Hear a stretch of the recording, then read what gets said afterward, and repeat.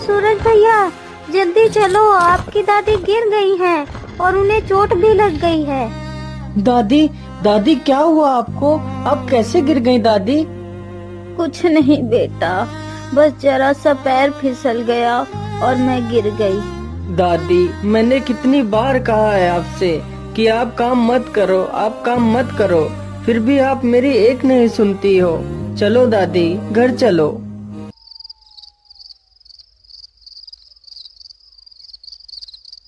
दादी, मैं कल सुबह शहर जाऊंगा और वहां जाकर काम करूंगा, जिससे मेरी कमाई ज्यादा होगी और आपको मेहनत करने की अब कोई आवश्यकता नहीं है। क्या करूं बेटा, तेरे माता पिता के गुजर जाने के बाद मैं ही तो बची थी जो दूसरों का काम कर घर को चलाती। लेकिन दादी, अब आप दूसरों का काम नहीं करेंगी। मैं कल सुबह ही शहर जाऊंगा। ठीक है बेटा, जैसी तुम्हारी इच्छा। चलो, अब रात बहुत हो गई है, अब तुम सो जाओ।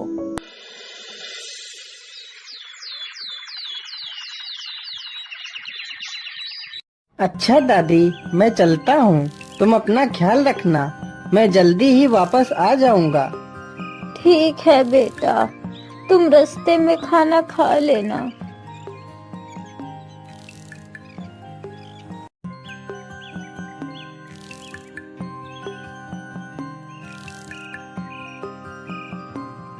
अब तो मैं चलते चलते बहुत थक गया हूँ और मुझे प्यास भी लगी है।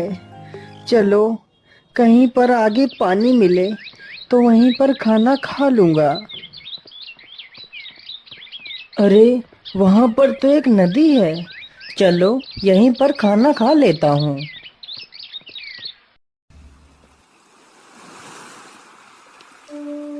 अरे बेटा, 3 दिनों से बहुत ही भूखा हूँ, कुछ भी नहीं खाया है। क्या मुझे भी कुछ खाना दे सकते हो? हाँ बाबा, क्यों नहीं। आप जाइए और पेड़ से एक पत्ता तोड़कर ले आइए। आप भी खाना खा लीजिए। नहीं बेटा, मैं बाल ब्रह्मचारी हूँ। मैं किसी भी जीव को कष्ट नहीं देता, इसलिए मैं पत्ता नहीं तोड़ सकता। बेटा, तुम ही चले जाओ और पत्ता तोड़कर ले आओ। ठीक है बाबा, आप यहीं बैठिए, मैं अभी पत्ता लेकर आता हूँ। सूरज जैसे ही पत्ता तोड़ने के लिए चला जाता है, तभी साधु के वेश में आया हुआ वह ठग उसका सारा सामान लेकर भाग जाता है। अरे, ये बाबा जी कहाँ गए और मेरा सामान भी गायब है। तो क्या वह साधु के वेश में कोई चोर था? अरे चलो, कोई बात नहीं। मुझे लगता है आज मुझे भूखे पेट ही चलना पड़ेगा। श्रीमन नारायण, श्रीमन नारायण, श्रीमन नारायण, श्रीमन नारायण। अरे बाप रे बाप, यह बगुला तो कितना बड़ा भक्त है। एक तरफ तो मछलियों को गपागप गटक रहा है और दूसरी तरफ नारायण नारायण का जाप कर रहा है। इससे बड़ा भक्त तो मैंने आज तक नहीं देखा। खैर छोड़ो, हमें क्या करना है। चलो आगे चलता हूँ। फिर वह चलते चलते एक राजा के द्वार पर पहुंचता है। अरे द्वारपालो, मुझे राजा से मिलना है। मैं बहुत दूर से आया हूँ। अगर राजा मुझे कोई काम दे दे तो राजा की बहुत कृपा होगी मुझ पर। बहुत अच्छी बात है, तुम नौकरी करना चाहते हो। तुम आज बाहर जो 2 पहरेदार हैं, उन्हीं के पास पहरा दो। मैं तुम्हें सुबह ही नौकरी पर रख लूंगा। अरे सुन मुसाफिर, तू यहाँ नौकरी के लिए आया है, लेकिन तुझे नहीं पता, यह राजा बहुत ही दुष्ट है। तुझे जेल में बंद कर देगा और तुझे बंदी बना लेगा। अगर अपनी जान की सलामती चाहता है तो यहाँ से भाग जा। अरे नहीं नहीं भैया, आप कैसी बातें कर रहे हैं। राजा ने मुझे कहा है कि वह कल मुझे नौकरी पर रख लेगा, तो भला मैं यहाँ से कैसे जा सकता हूँ। राजा तो कभी भी झूठ नहीं बोलता। मुझे पूरा विश्वास है वह मुझे नौकरी जरूर देगा। मैं कल सुबह तक प्रतीक्षा करूँगा। मुझे लगता है यह मुसाफिर ऐसे नहीं मानेगा।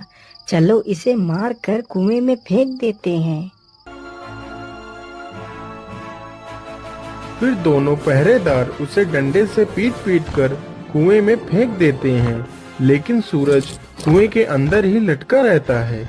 दोनों पहरेदारों को लगा कि मुसाफिर कुएं में डूब गया है और वहां से चले जाते हैं। तभी वह चुपके से कुएं से बाहर निकल आता है और पेड़ के पीछे छिप जाता है। मुझे लगता है कि अब सभी लोग सो गए हैं। चलो हम लोग अपना काम शुरू करते हैं। अरे ये लोग कहाँ चले गए?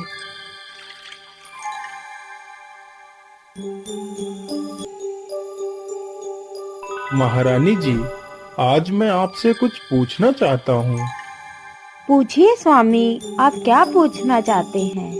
महारानी जी, मुझे ये बताइए कि पतिव्रता स्त्री कौन होती है?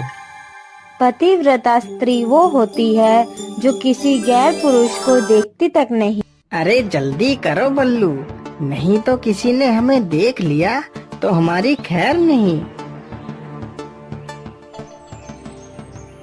चलो जल्दी से इस खजाने को झाड़ियों के पीछे छिपा देते हैं। सूरज पेड़ के पीछे छिपकर उन दोनों की यह सारी करामात देख रहा था। अभी तो काफी रात पड़ी है, चलो मैं यहीं पर छिपकर बैठ जाता हूँ, नहीं तो मुझे इन लोगों ने देख लिया तो मुझे मार ही डालेंगे।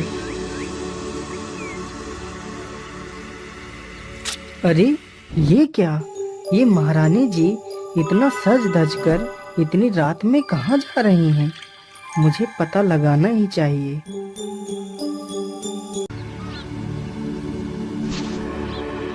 अरे मूर्ख, तुझे इतनी देर कैसे हो गई? मैं इतनी ठंड में बैठे बैठे परेशान हो गया हूँ और तू अब आई है। बता मुझे, तुझे इतनी देर कहाँ हो गई? क्या बताऊं, आज महाराज बहुत ही देर में सोए थे, इसीलिए मुझे देर हो गई। अरे बदचलन, तू मुझसे छल कर रही है। रुक, आज मैं तुझे जान से ही मार दूंगा। फिर वह आदमी आग से जलती हुई लकड़ी उठाकर महारानी की पीठ पर मार देता है, जिसके कारण महारानी की पीठ जल जाती है और महारानी वहां से भाग जाती है।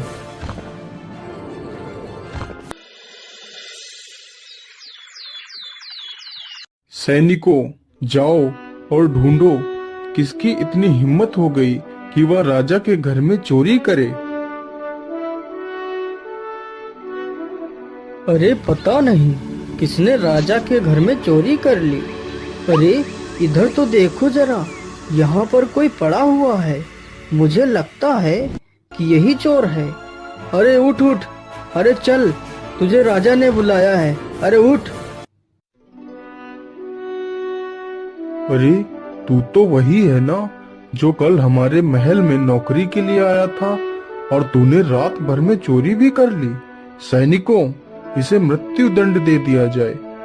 महाराज, मैंने चोरी नहीं की है। अगर चोरी तूने नहीं की है तो फिर किसने की है? बता जल्दी, नहीं तो तेरी मौत निश्चित है।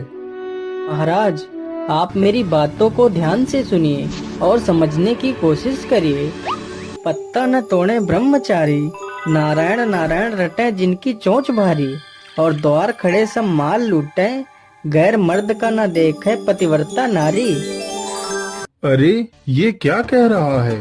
मैं तुझसे चोरी के बारे में पूछ रहा हूँ और तू पहेलियाँ बुझा रहा है। सैनिकों, इसके मारो 10 चाबुक। नहीं नहीं महाराज, आप मुझे मारो मत, मैं आपको इसका मतलब बताता हूँ। फिर वह राजा को अपने साथ हुई सारी घटना के बारे में बताता है कि कैसे उसे एक साधु ठग ने ठग लिया और कैसे उसे द्वारपालों ने मारकर कुएं में फेंक दिया तथा रात में क्या क्या घटित हुआ। उसने राजा को सब कुछ बताया। लेकिन एक बात मेरी समझ में नहीं आई, ये पतिव्रता नारी के बारे में तुमने क्या कहा था? महाराज, आज रात जब आप महारानी जी से पूछ रहे थे कि पतिव्रता स्त्री कौन होती है, तो महारानी ने बताया था कि जो स्त्री गैर पुरुष को देखती तक नहीं है उसे पतिव्रता स्त्री कहते हैं। लेकिन महाराज, जब आप रात में सो गए थे तो महारानी जी जंगल में किसी गैर पुरुष से मिलने गई थी और उस पुरुष ने गुस्से में आकर महारानी जी के पीठ पर जलती हुई लकड़ी से प्रहार किया था, जिसके कारण महारानी जी की पीठ जल गई है। यदि आपको मेरी बातों पर यकीन न हो तो आप अपनी महारानी के पीठ पर देख सकते हैं। जब राजा इन सारी बातों की पुष्टि करता है तो वह सारी बातें सच साबित होती हैं। तो राजा उन दोनों द्वारपालों और अपनी महारानी को मृत्यु दंड दे देता है और सूरज के साथ अपनी पुत्री रूपरेखा का विवाह कर देता है।